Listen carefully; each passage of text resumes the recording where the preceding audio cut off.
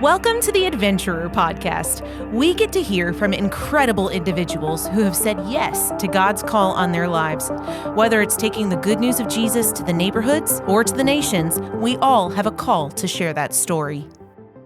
Welcome to the Adventurer Podcast, where we connect the pew to the people and the people to the nations.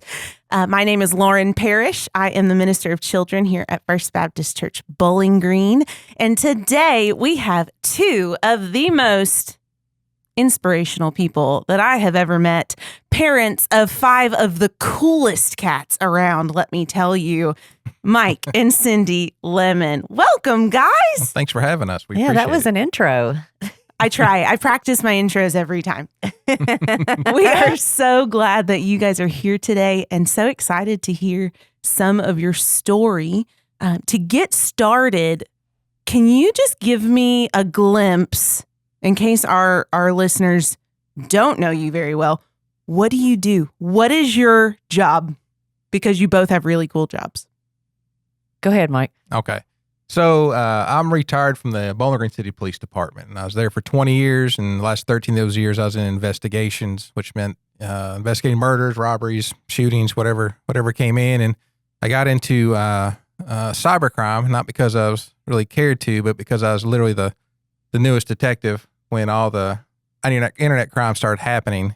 And so I was in a meeting, and the captain said, "Who's going to start working these?" And it was silent. And so he's like, "All right, Lemon, you got it." So that kind of got me started working internet crimes and started working internet crimes against children, which really became my passion. So I did that for almost 13 years. In the last few years, about 5 or 6 years, that's basically all I did was internet crimes and then forensics, like cell phone, computer forensics. So I worked with like a Secret Service, Electronic Crimes Task Force, the State Police, Internet Crimes Against Children Task Force. And then the Secret Service took me to Hoover, Alabama for 5 weeks, taught me how to examine computers, which was a big stretch because I'm not a computer person. But we needed it. We needed it because at the time, if something happened to a child online and we sent a computer off, it was a year before maybe we even could take it to them, maybe another year before we get it back. And so we just couldn't do that effectively and work those cases. So as I was getting ready to retire, I knew I still wanted to be in this field, but I didn't want to be in law enforcement. I was ready to retire, and I got an idea of like maybe I could help these other agencies because I was doing exams for agencies all across the state. And so I started talking to some of them like, "Hey, if I retire and I can do this and help you investigate those cases, could I pay for a service like that?" They're like, "Yeah, we'll do that." So when I retired, ended up having over 3 years, had about 24 other agencies I helped investigate those cases, had a lab set up in my office, and they came and did their exams. And then just put these predators in prison. And so did that for about 3 years. I got asked to do some training in schools and for groups, and came to the point to where I was doing just as much in the training as I was with the police. And I was like, I didn't know which way I was going to go. I had two businesses, but I was only one of me. And so I was actually at our mission church over at the Manual, or Church on Main, and sitting there praying, like, "Lord, they're both good options, but what do you want me to do? I just can't do both of these." And I don't know what you want to call it, a voice or a feeling, whatever it is, but I heard the words, "Do what I prepared you for." And I was like, okay. Which one? Because you prepared me for both of these, and you don't get I guess you don't get to answer or ask follow-up questions because I didn't hear anything else. Don't you love it when the Holy Spirit does that? Yeah, I was like, "Just do this." "All right, which way?" "I don't know, just that way." And so I went that was on Sunday. Next Monday, I went and emailed like 13 schools I trained at the semester before, or 15 schools, and 13 replied back within a week, "So yeah, we want you to come back." So I was like, okay, that's my answer. So over the next year, I dropped all the law enforcement side of the business and just been training in person with schools and online for schools, churches, parents since 2018. And we've reached around a little over 300,000 students and parents and professionals. And so I do the travel around, do the trainings, I do some stuff online, and partner with other people who kind of in this field to help them expand their reach too. So professionally, that's what I do. That is awesome. See, everybody, I told you it was a cool job. It is. It is. And we are so thankful for people like Mike. All right, Cindy, what do you do? Well, Mine has its twist as well, but I started back in 1999. Actually, just a few months prior, weeks actually, I'd met Mike, and so but I started in 1999 working at a local psychiatric children's hospital. It did have a few adults, but I didn't really work with them. I stayed mostly with the children and adolescents, and all of them at that time were there because of some result of some sort of trauma that they had been through. Some of it was pretty awful, and it was one event, and sometimes it was years and years and years of this awful abuse that had happened to these kiddos. And so what I realized during that period of time is that, these children and these young adolescents, they didn't have the ability to put words on what was happening to them. You could see how it's acted out in the way that they would become agitated or angry or triggered by something that you couldn't figure out what it was, but you knew it had to be something or they wouldn't be behaving this way. And so I got just immersed in what trauma looks like for little ones, and how to help and what worked and what didn't, and how once you could identify what some of these triggers were or how they would become so dysregulated, like then you could start to intervene in different ways, and you started changing the outcome, at least for that. Like putting them back into their home environment has its own other level of issues. But for us there at the hospital, we could make some changes and we could start to see things get better. And it was really about safety. If we could just get them down to where do you feel safe? Who do you feel safe with? Then we could start working through teaching them. So that worked out great. I, really spent an incredible amount of time at the hospital every holiday, every Christmas, every Easter. I didn't have children. So it was easy for Mike and I, the first 12 years of our marriage, to just throw ourselves into our profession because we both did things that were pretty high demanding, and we would, come home and tell the stories that happened that day and give each other high fives and start it all over the next.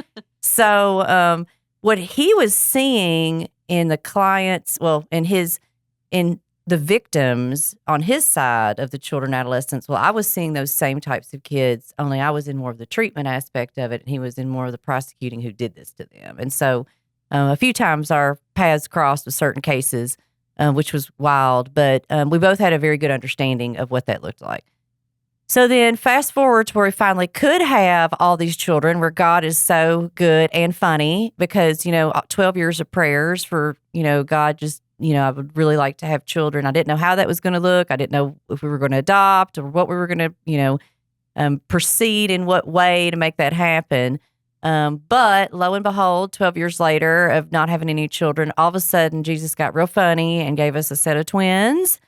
And I was 36 years old, and I was like, oh, Jesus, you're so funny. Thank you so much. And then we had another child who I thought was a bladder infection for at least a month because there's no way that people just spontaneously, get pregnant, right? Like it took a lot of work for us for that to happen the first time with medical interventions and other things. And so I was like, oh my gosh, like this is a miracle, like this is wonderful. And then right about the time we got settled into, we've got 3 beautiful, healthy boys, we had another set of twins. So that was just the little icing on the cake on that one. So at 40, when we had these 5 boys that were all 4 years, actually there were 3 years and under when we had all 5 of them. Then I was like, okay, Jesus, that's really funny. Thank you so much. We will take it from here. So, They really are the sweetest. they are. Oh, They're good appreciate it. kiddos. They're good kiddos, thank goodness. But they were our gifts, and they really made us realign, particularly for me professionally, what I was going to do. I had raised in my mind all these other children and helped them be the best versions of what they could be, at least in the short period of time that I had them. But I could not continue to work like that in the trenches and with that much time with children of mine. Right. So in the meantime, things started kind of changing in the face of Mike and his buddies that were in law enforcement and other first responders. I started noticing that I was getting questioned a lot about how do you handle things that you see? What if you can't sleep? I'm really struggling with communicating with my wife, or I don't want to be that guy around my kids. So I started having these questions that were coming from Mike's people, like these, strong, very intelligent with crime and how to help other people's servant hearts. Really, these guys and girls that had spent their whole lives serving others were now the wheels were starting to come off the bus. And they weren't talking about that to everybody else, but they would talk to that in private with me.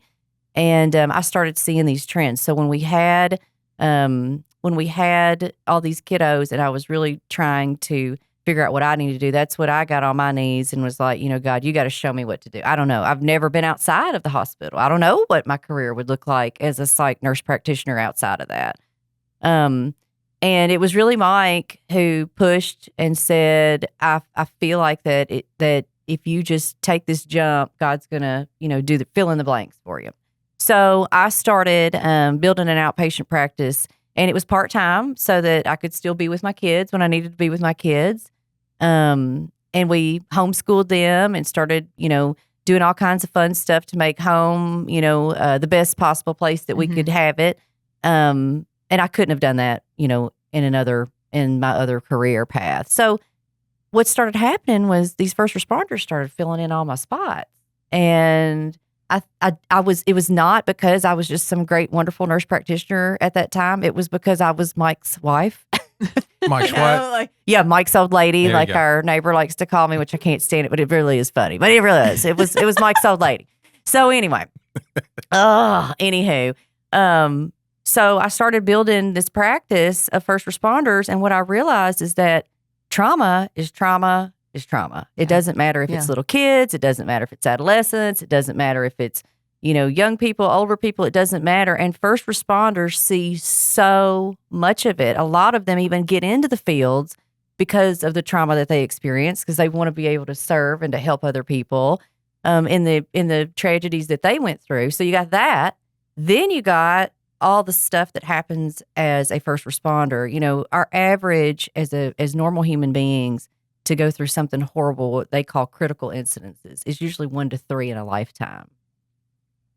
In a first responder, that's a Tuesday. Yeah. That's so when I stepped back and realized how much trauma they were dealing with and the goo and the gross stuff that sticks with trauma, the feelings of desperation, the feelings of what is even right in this world, the feelings of how could someone do that, that's what they get stuck with. Right. Because they're the ones that are supposed to be helping and fixing and doing and making it all better. And there's no way to put trauma like that with a bow on it and say, look, we fixed it. There's just not. And so they were left with not only these horrible feelings, but the images, the physical sensations that came from that. And so luckily, by the grace of God, I think is a better word. I knew what that looked like. I knew what it was when I saw it in adults, and I was able to really put a voice and a name on it immediately with my first responder population and say, hold on just a second. We've got, this is trauma. Like, this isn't you just having a bad day or you're burned out. Like, you've got to be able to really look at this and treat it for what it is. And that means that it's got to be all in. We got to look at your spirituality. We got to look at your emotional health. We got to look at your relationships, your physical health. We got to look at how you think and how you behave. And when you put all those pieces together and see how this hypervigilance is affecting you, because that's what really happens is out of that, those traumas become, I've got to keep myself safe. I got to keep everybody else safe. And when you put that on them for over and over and over again, it goes into overdrive, and it's very difficult to turn it back down. They aren't taught how to turn it back down because they need to be hypervigilant to do the jobs that they do. So long story short, that's what we do is we look at the pattern, we intervene. So in private practice, that was great. I was loving it. It was wonderful. And then probably, what was it, 2021? Is that when the tornadoes hit? December 2021. So the chief of police used to be roommates with Mike when I first met him, Chief Delaney. Wonderful human, but we had a lot of fun back in those days, and we'd all grown up, right, professionally. And he had heard through the grapevine that I was seeing some police officers and things like that. So he calls me before the tornadoes, 2 weeks before the tornadoes, and he says, "Hey, I think we can do a better job of taking care of our people. It's not okay for them to just go home. Used to, as a young new chief, I just want them to go home safe." He said, "I want them to go home well." Did you say he made this phone call 2 weeks before the tornado? Before the tornadoes. And I was like, game on. I'm like, are we here yet? Like, is this what we're doing now? Like, because prior to that, 5 years, 10 years, 20 years, there's no way that a chief would be an advocate for his people like that, because you got to pretend normal, right? You got to make sure everything's okay. Nothing bothers us. We're the line, nothing's going to, come across that. But he was seeing his people as humans. And he was also seeing the devastation that was happening around him with some of his friends and fellow coworkers throughout, the time period. So we got fired up. I was like, let's do it. So we made a plan to meet in a couple of weeks, and we were going to start getting it together some kind of a program to help educate these first responders, particularly his department at the Bowling Green Police, for how trauma works, what it does, and how you can make sure you're well. And then the tornadoes hit. And it was mass devastation across the whole state of Kentucky. Yeah. But particularly this town, it was a tragedy that nobody could deny, that we are not well. This is bad. Everybody is in bad shape. And that morning, I was still doing some on-call stuff with the hospital, and they called me. I called them and said, is everybody okay out there after the tornadoes hit that in the middle of the night? They were like, yeah, we're okay. All the kids are okay. But, you're got to come in tomorrow, but just be careful because, there's probably some lines down or whatever. And then about an hour later, I was still awake because who's going to sleep after that, right? They called me back and they said, never mind. We've got a gas leak. We've got to get all these kids and adolescents out of here. You come whenever you can, as soon as possible, but wait for the sun to come up because, again, we don't want you to get hurt on the way in. Well, I did not listen to that. I drove straight in. And then when I got to a gas station close enough to the hospital, I parked it because at that point I could see that, I need to be able to really be able to visualize what's going on. And I prayed in my car and I was like, God, protect our people, protect these people that are still out there, trying to find their loved ones. And I put myself for just a few seconds in a first responder position. And I was just overwhelmed with what they were going through at that time. I mean, they were still looking for, who they were missing people. They were finding bodies. It was a whole nother, it was like war out there in the middle of the night, And so as the sun was coming up, I realized like, that's something that I'm never going to forget is putting myself into those shoes. They need help. Like, this is big. This is bad.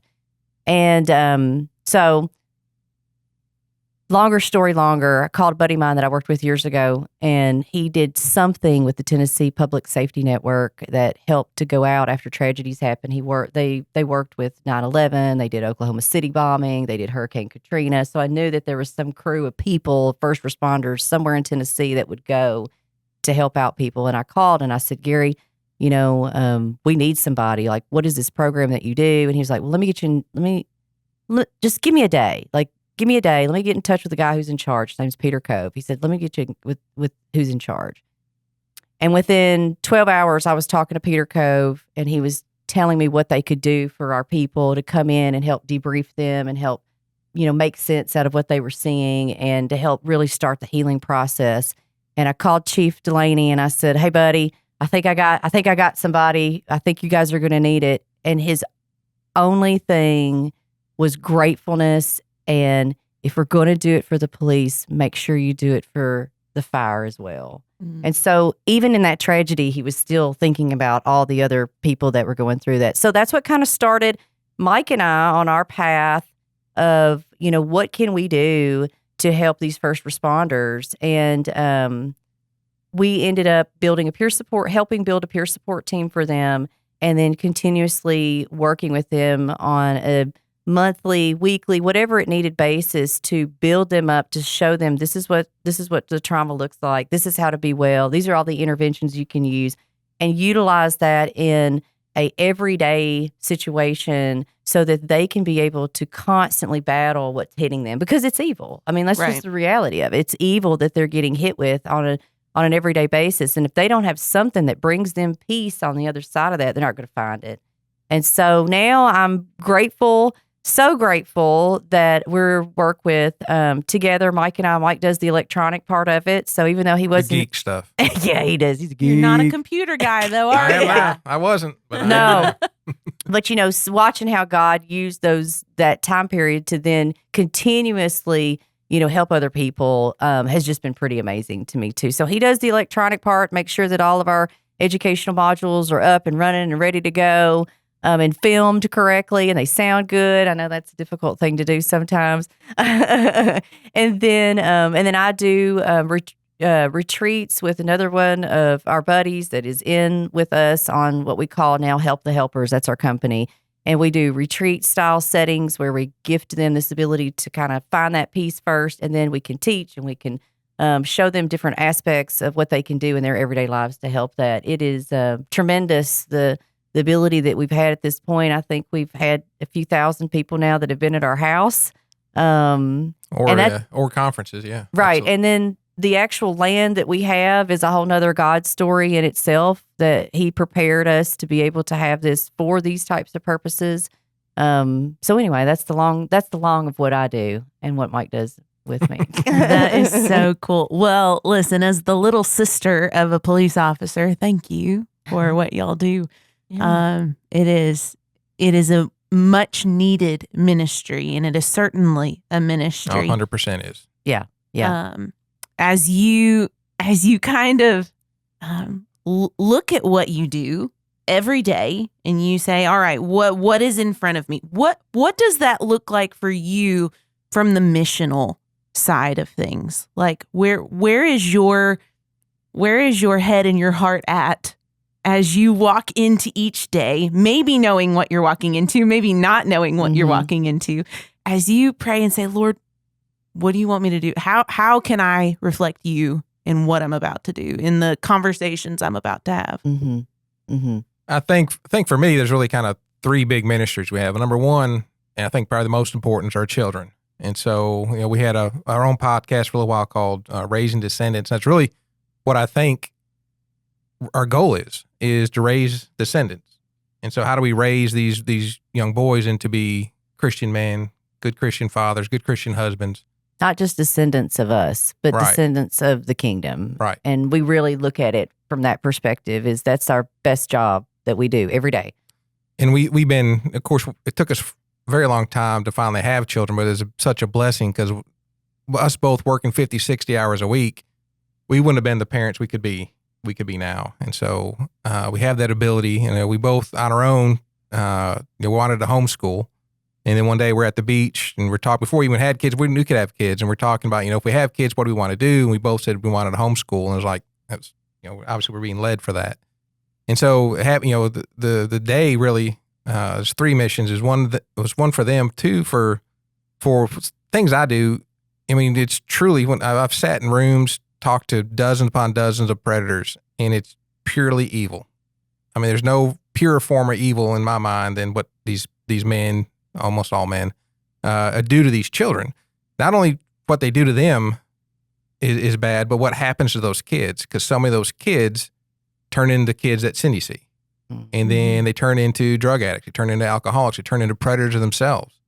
And so it's one of those things that, in my mind, is the worst crime out there, because murder's bad, but when it's over, when murder happens, it's over. Victims, their life is ended, which is horrible, but they don't go on to a future of killing people or becoming a drug addict or having these horrible lives that didn't need to happen, that could have been prevented. So for me, that's kind of my mission, is truly just education so they have the ability to keep themselves safe, one, and the parents have the ability to help keep their kids safe. Because in the end, it's a battle between good and evil, and we're losing so many kids to the evil because it's just a phone, because it's just a computer, because it's just a game. They don't see the really the dark side, which is a huge part of what the online social media and games are. And so I'm not saying that kids shouldn't have a phone or shouldn't ever have access to a computer, but they need to be ready. We're giving kids, I train down to third grade, just because second grade, I don't know, I'm not a mental health child. I don't know all the steps of a children maturing, but in second grade, third grade, there's a huge difference. Literally, second graders would be spinning on their butts on the floor in 10 minutes, where third graders can actually sit in a seat. So I trained down third grade, but you're talking about 60, 70% of those kids have the newest iPhones. They have gaming systems. They're online without monitoring. It's truly just they're being led into a place where there's darkness without any light in there, without any monitoring, without the parents guiding them at all, just because it's just a phone. It's a funny I think app. there's so many parents who they want to stay in their little naive spot of there's no way my kid's been exposed to any of this stuff. And I'm like, man, if your kid's in a certain spot at a certain time with a certain electronic device in their hand, there's no way they haven't. Yeah. That's right. Yeah, I hear I trust my kid, and I trust my kids. But I trust more that a predator is going to be a predator. They're professionals. And we literally have professionals moving into this field just because of money.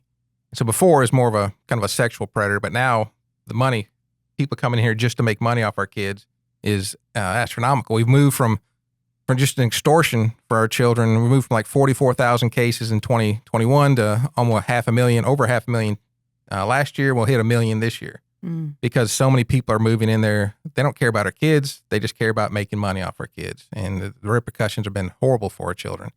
And so that's really kind of my goal with that is give the kids and the parents the tools that they need.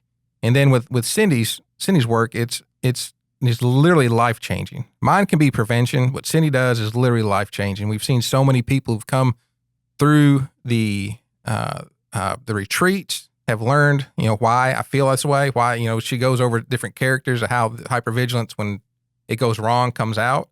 And I'm all of them at some point in my life. And most people will say that, but there's certain ways it comes out that people have that awakening moment of, oh, this is why I act like this way. This is why I respond to this. This is why I can't stand around people, even sometimes my own family.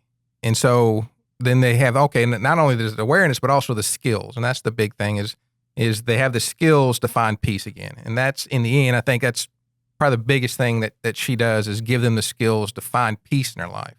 Because things are so hectic, things are so, just constant go, constant bad. There's no peace that they find. And Jesus is the Prince of Peace. And I think when they have that ability to find peace, to have that turn their mind off and really spend some time in that peace, I think a lot of them will find Jesus in there. Mm-hmm. Absolutely. Mm-hmm. It's funny because it's simple sometimes, the way that Jesus shows up and the way that I evoke that power from him is every day that I have a retreat at my house, and I know I'm going to have new first responders that are coming, especially ones that have never heard of any of the stuff that we're teaching or doing. It's like game day for me. Like I wake up and I'm like, bum, bum, bum, here we go. And I think that, knowing that God's presence, because I should be nervous, right? They're coming to my house. I got to cook. I've got to make sure that all this stuff is ready for them. I'm going to, I've got all these different personalities and how am I going to fit everyone? It's not like that. It is a total feeling of let's get after it, and this excitement about bringing them knowledge and serving those people, and the ones that are those servant hearts that serve so many in our community. There's a true, it's almost like it all, comes together. So, when I'm cooking their food, I'm praying over their food. When I'm, looking over the list of who's going to be there the next day and how many from fire, how many from police, or how many from the jail staff are going to be coming, I'm literally being very prayerful. And I know, if something chaotic happens before, like they don't get my groceries right, or, you've got to do something the night before. And I mean, that can really upset the apple cart when you've got 15 or 17 people coming to your home, right? Sure. The next day. And so I have been able to really bridge that by knowing that, God has been in charge of this thing the whole time. And so whatever I'm supposed to feed them, or whatever I'm supposed to have, whatever's supposed to be said, or whoever's supposed to be here, that's exactly the way it should be. And that's been a real, for someone who is in control of her schedule, who's in control of a treatment plan, who's got lots of people that she's working with at all times. One little upset of the apple cart usually will throw me into a whole nother level of panic and what am I doing? And I think what I've what I've been able to see is how God has shown me through the very inception of the place that we have these retreats in the first place. Like, I've got this. Just, you're the tool. You are the hands and feet right now. Be happy in that. Like, you don't have to be in charge of anything. I'm the one in charge. So let me work through you. And that has been the most transformative part of my career, is to be able to really rely on God and have the events that have happened in our lives to know without a shadow of a doubt, like, this isn't my ball game. I'm just a piece of this. And as long as I can bring my piece, literally, not the piece of God, but my little piece of the pie to the table, then I'm inching them closer and closer to what the real piece is and who's in charge of that. And there's no way that you can do this type of work and people not have some sort of a spiritual experience from that. And so that's really my hope, is that they can feel that love, that peace, that understanding that surpasses all other things, so they can say, this is real. This is more real than all the other things that we deal with. This is real. And so as I prepare myself, for when I do have these types of retreats at the house, there's also times where I prepare our hearts and our minds for what's coming next. Like, what do they need to know next? What are the trends right now? Where can I help? Where can I intervene? Who do I need to show up for? And, I have found that even the smallest issues that would usually, turn my world upside down, instead of me trying to fix that, I've changed in the way that I'm looking at, I can't fix everything. I cannot fix all this. Like, I can't fix it. I can't make it better. I can't stop criminals from doing criminal stuff. I can't stop car accidents from happening. And, our EMTs or our firefighters, having to go to those types of things. I can't stop fires from happening. I can't stop people from being in jail. But what I can do is help them see how that evil or those horrible things start to chip away at their own abilities to see the world and to see themselves in a different manner. That's what I can do, is help give them the tools to fight the ultimate battle, because that's really the way that I look at it. We can talk about, the horrible things that Mike's seen and, how many nights he's worked, but the reality of it was, it changes the way that you view yourself and you view your family and you view your community and the people around you. And that's what I feel like through God's ability to say, let me heal. These are the tools to help heal. That's what Jesus did, right? He started with healing, and it wasn't the people that, that needed the healing so bad that they were never going to be better or never have a life. They had a life. It was just not something that they could really understand the depths of what living can really be like. And I think that that's the transformative power of Jesus Christ, is that, you can stop just going through the motions and you can actually learn how to live. And that's an important job. And I'm glad to be a part of that for the people who serve so many, because they get it. They understand what peace is. They understand what that fight is. And then, if there's other questions or other things that come about that, then, obviously, they are aware that Mike and I are both Christians, that we're willing to answer or be, at any kind of furthering of that, we make ourselves available. But the key is to provide that healing first. And that's God's job. That's Jesus's job. And so to be a part of that has been more transformative to me than anybody, I think, that's ever been through the program. That's for sure. That's so cool. It's cool. It's the greatest job ever. I love my job. Now listen, we're going to argue over that one, because I usually say on this podcast at some time that I have the greatest job. Listen, I believe that, because again, when you take off the nuts and bolts of what everybody's doing, the bottom line is we're all on a mission. And It's true. And when you really fall in line, I call it the river. You can stand by and you can watch the water go by, and then you can start throwing rocks in the river, and then you can get your feet wet in it. But when you really go all out and just jump in it and let it take you where you're supposed to be, then you realize this is fun. Like this is a good time. This is exactly the journey that I'm supposed to be on. And it takes some people a little bit longer to figure out that journey than others. For me, it took a longer time. For Mike, we were always believers, but to really fall in line with, this is all those things in our lives have come down to this point, where this is why we're here. Yeah. That's a big deal. Yeah. It's a big deal. And we laughingly, have said we've been on a mission for a long time. We just finally figured it out. We finally got it the took a tool. while. Yeah, we finally got the tools for that. But all the heartache, all the things of not having children, of not, of not feeling like you're enough when these people are coming to you and they've got all these different problems, and how you get in the trenches and you call to God and ask for those tools, and you grow in a manner that you don't even really realize until you're finally faced with something that you're like, oh wait, I've been prepared for this. Yeah. And so when the hard times come now, it's funny because, and this is something that people don't talk about a lot, but it's absolutely true. When the hard times come now, we're kind of taken to our core of, all right, we got to reconvene and figure out what we're going to do next. We look at that as sometimes the devil likes to attack, and whatever nasty little spot we may be in, we know now because we've gone down this road enough times that something really big is going to be on the other side of it. So even when we feel like that we're being under spiritual attack or there's negative things that are happening, that it could be evil or whatever, we're like, oh, something big's fixing to happen, or we wouldn't be stopped right now. So it's even a different way of how we look at problems within our own lives or with our own families, of like, oh wait, hold on just a second. Like, we're not in charge of fixing this. This is God. Yeah. And so it's been a cool journey. I mean, we've grown spiritually together over the past 2 decades, with our marriage, with our kids, with our families, with our community. And, it really is that 100,000 folds of blessings that we've gotten from it. There is nothing more rewarding, honestly, more safe than being in God's will, being in obedience with what He's asked us to do. One of the things that I love so much about what you guys have said today is your commitment to discipling your boys. Mm-hmm. That is huge, and something that I think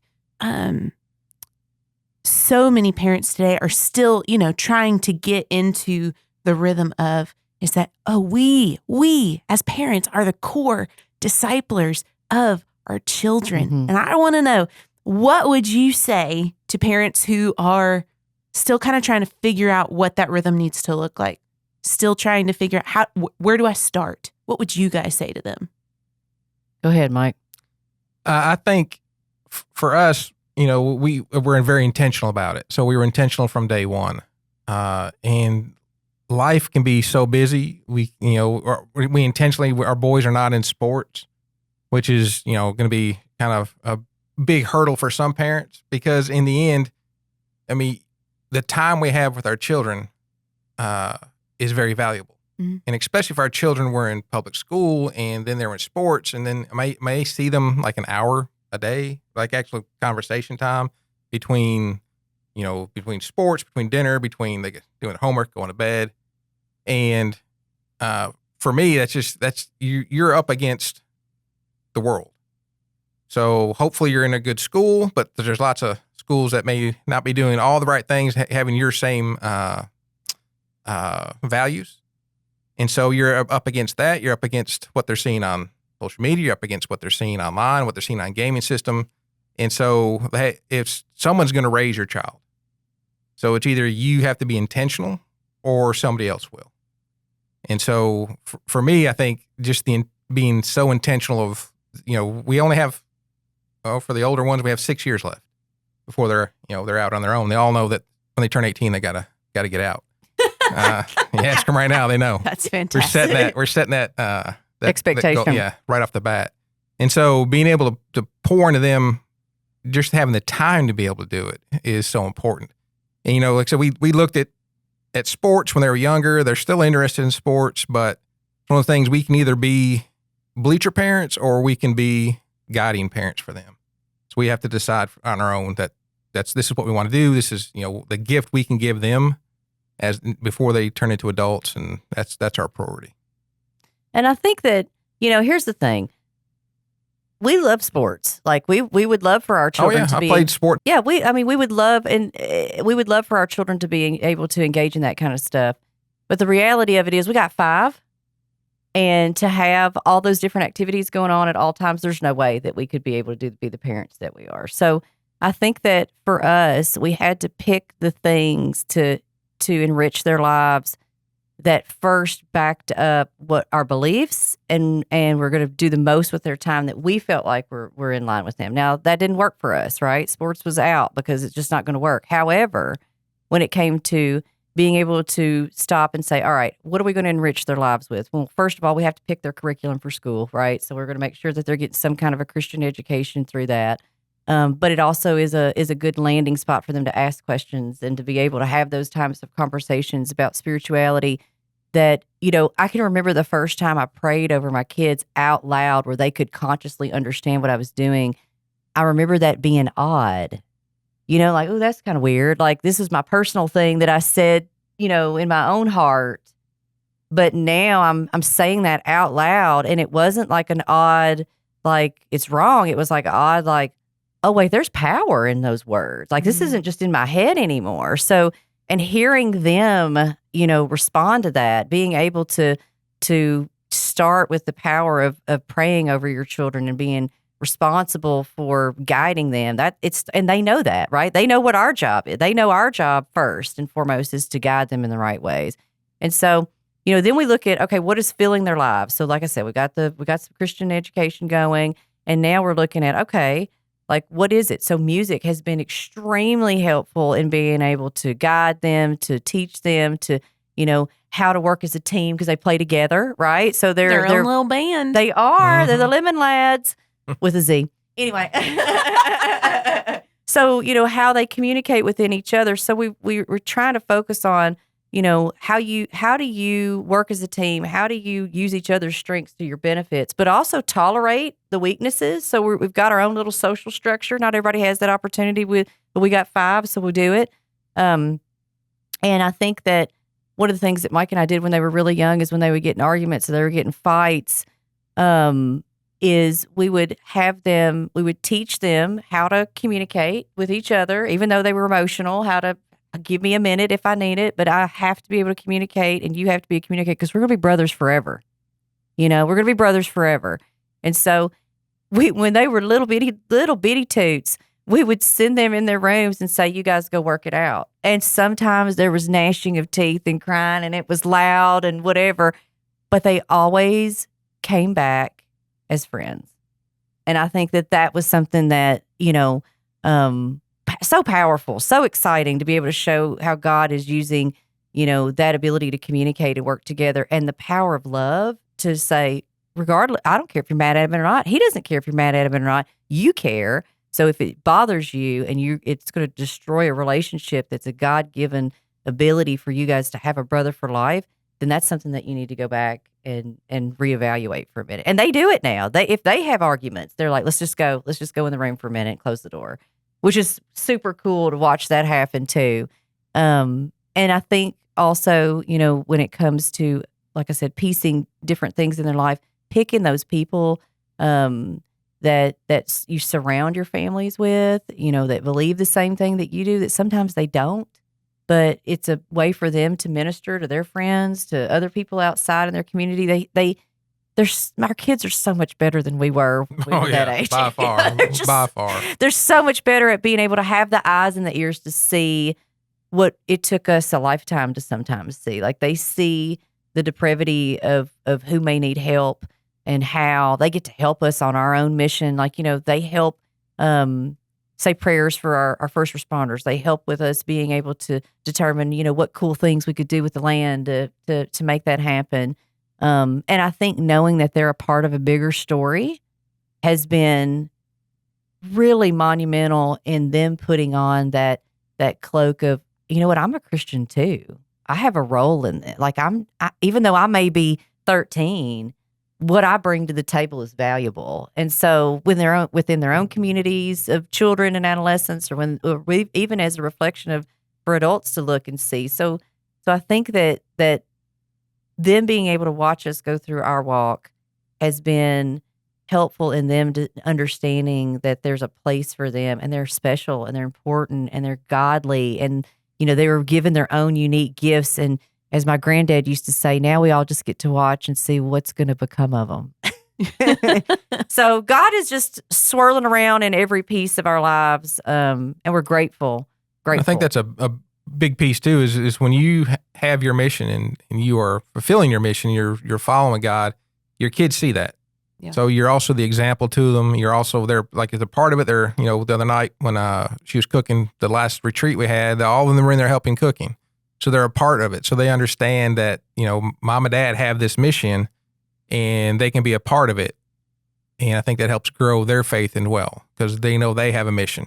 They don't may not know what it is yet, but they've got that mission as well. Very good. Very good. Guys, thank you. Thank you. for coming on the Absolutely. I'm happy. podcast today. You both do just such cool ministries in the We fact appreciate that it. they've come together and you get to Yeah, work together in one amazing. ministry. Would have never thought that would have happened. Like that was probably the biggest surprise is, oh, we're going to work together? Wow. Sweet. Well, it's just a blessing to see that, a blessing to see how you minister to those around you, how you minister to your family. And I'm grateful. I'm so grateful to know you both, to call you my sweet friends. And so thank you for being here. We have a tradition here on the podcast, and I'm going to ask Mike if you will close us out today with our tagline. A tagline, all right. From our neighborhoods to the nations, may we proclaim the name of Jesus. Amen. Thanks for listening to the Adventurer Podcast. If you would, take a minute to leave us a rating and review, 5 stars preferably, on your favorite podcast platform. This podcast is produced and engineered by Chadwick Walden. Catch you next week on Missions Monday.